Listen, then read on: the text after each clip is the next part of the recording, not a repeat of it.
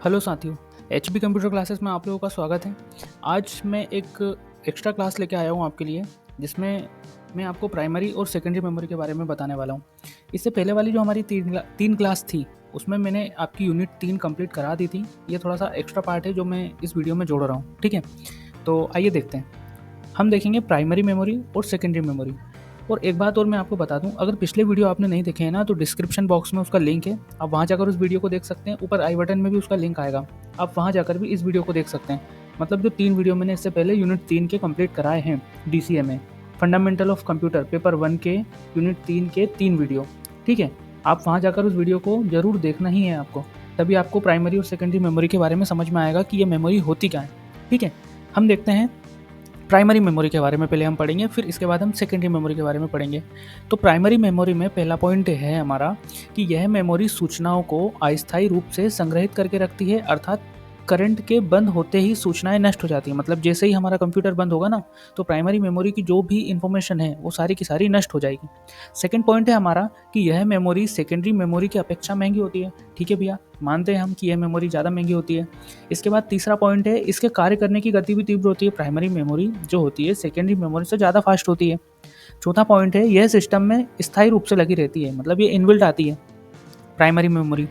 पांचवा पॉइंट है, इसमें संग्रहित सूचनाएं एक स्थान से दूसरे स्थान पर नहीं ले जा सकते। मतलब जो भी इसमें स्टोर्ड डाटा जो हमारा रहेगा ना, उसमें हम एक स्थान से दूसरे स्थान पर नहीं ले जा सकते, पर यही काम हम सेकेंडरी मेमोरी में कर सकते हैं। हमारा 6 पॉइंट है, कंप्यूटर के एक्सेस टाइम को प्राइमरी मेमोरी प्रभावित करती है। क्या लिखा हुआ है, वापस मैं पढ़ूंगा इसको। कंप्यूटर के एक्सेस टाइम को प्राइमरी मेमोरी प्रभावित करती है, ठीक है। सातवां पॉइंट है, यह मेमोरी आईसी इंटीग्रेटेड सर्किट के रूप में होती है। आठवां पॉइंट है हमारा, यह 2 प्रकार की मेमोरी होती है। पहली मेमोरी होती है रैम और दूसरी मेमोरी होती है रोम, ठीक है। अगर आपसे प्रश्न आता है आपके पास कभी भी, आप किसी भी एग्जाम में बैठे हो कि प्राइमरी मेमोरी कितने प्रकार की होती है, तो हमें आंसर क्या लगाना है भाई? हमें आंसर लगाना है कि भैया प्राइमरी मेमोरी 2 प्रकार की होती है, तो रैम और दूसरा रोम। इसके बारे में मैं आपको अभी नहीं बता रहा हूँ, ये मैंने पहले आपको पिछली वीडियो में बता चुका हूँ।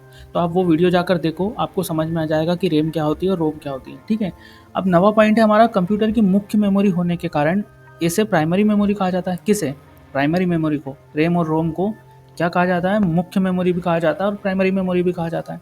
यह इनबिल्ट मेमोरी होती है, अर्थात यह कंप्यूटर में पहले से ही लगी होती है, ठीक है।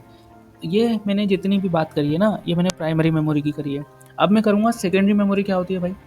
तो पॉइंट है मेरे पास 10, मैं पढ़ता हूँ उसे, क्या होती है। पहला पॉइंट है, यह मेमोरी सूचनाओं को स्थायी रूप से संग्रहित करके रखती है, अर्थात करंट के बंद हो जाने के बाद भी इसमें सूचनाएं जो होती है वो यथावत बनी रहती है। इसका मतलब मैं समझाता हूँ आपको क्या।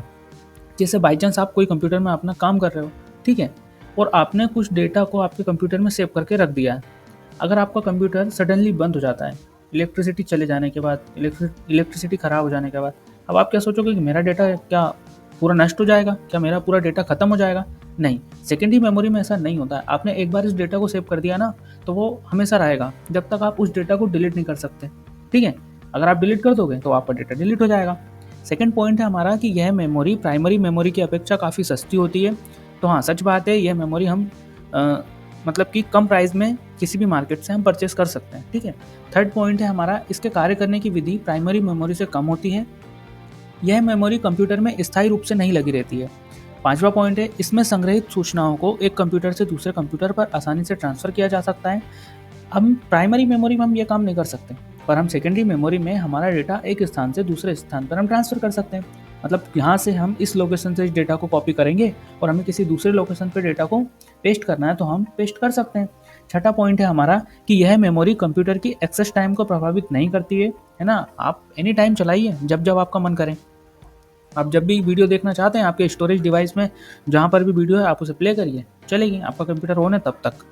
फिर 7 पॉइंट है, यह floppy, hard disk, CD, DVD, pen drive आदि के रूप में होती है। सेकेंडरी मेमोरी होती कैसे? Floppy disk, hard disk, DVD, pen drive, memory card इत्यादि, इनके रूप में होती है सेकेंडरी मेमोरी, ठीक है। पिछला वीडियो ही सेकेंडरी मेमोरी का था, आप वहाँ जाकर उस वीडियो को देखिए, मैंने सारी चीज़ें एक्सप्लेन की है आपको। आठवां पॉइंट है, यह कई प्रकार की होती है, जैसे कि floppy disk, hard disk, optical disk, pen drive, CD, DVD आदि। नवा पॉइंट है हमारा, इन्हें उपयोग करने के लिए कंप्यूटर में अलग से लगाया जाता है, इसलिए इसे सेकेंडरी मेमोरी कहा जाता है। ये कंप्यूटर में इनबिल्ड नहीं होती है, इसे हम अलग से लगाते हैं। 10वां पॉइंट है, यह इनबिल्ड मेमोरी नहीं होती है, इनका प्रयोग करने के लिए इन्हें कंप्यूटर में अलग से लगाया जाता है। सेम बात है सेकेंडरी मेमोरी को हम अलग से लगाते हैं। तो ये था भैया हमारा प्राइमरी और सेकेंडरी मेमोरी में अंतर। अब मुझे लगता है कि आपको प्राइमरी मेमोरी भी क्लियर हो चुकी है, सेकेंडरी मेमोरी भी क्लियर हो चुकी है, और अगर नहीं क्लियर हुई हो तो आप पिछले वीडियो जाकर देखिए, वहाँ जाकर आपको ये वीडियो आप देखेंगे ना तो आपको ये सारी चीज़ें क्लियर हो जाएगी। ठीक है, इसके बाद हम नेक्स्ट टॉपिक पढ़ने वाले हैं यूनिट 4, DCA कंप्यूटर कोर्स का यूनिट 4 हम पढ़ेंगे। किसका? फंडामेंटल ऑफ कंप्यूटर पेपर 1 का। तो आपको वो वीडियो देखना ही देखना है। ठीक है, अगर आपको वीडियो अच्छा लगा है तो वीडियो को लाइक करें, वीडियो पर एक कमेंट करें, अपने दोस्तों को शेयर करें और सब्सक्राइब करें। Thanks for watching.